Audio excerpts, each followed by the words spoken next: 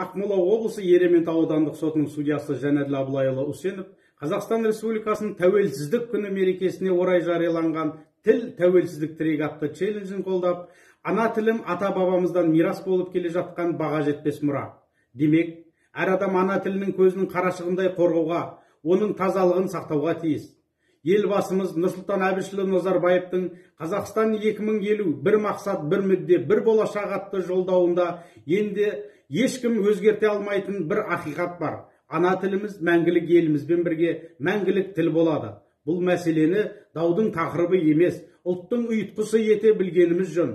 Біздің тіліміз мемлекеттің барлық жүйесінде қолданылу үшін біз өзіміз қамшылауымыз керек. Және осыған өзіміз атсалысуымыз қажет деген жолдауындағы сөздерін барша қазақстандық құптайды.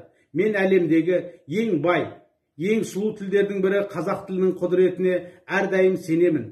Тіліміз бірлігіміздің тірегі, халқымыздың ұлттық байлығы. Сондықтан мен сырдың сыршыл ақыны Әбділда Тәжібаевтың «Біз түгел қазақ бола білейік» деген өлеңінде күркіре көңілім, қобызым гүле, бұрқыра күн жаңа туды, ерлікке ғана ұмтылар. Елдікті қорғау, елдікті бастар ерлікті айт. Сарының сенің рух берсін жуас жұртыңа.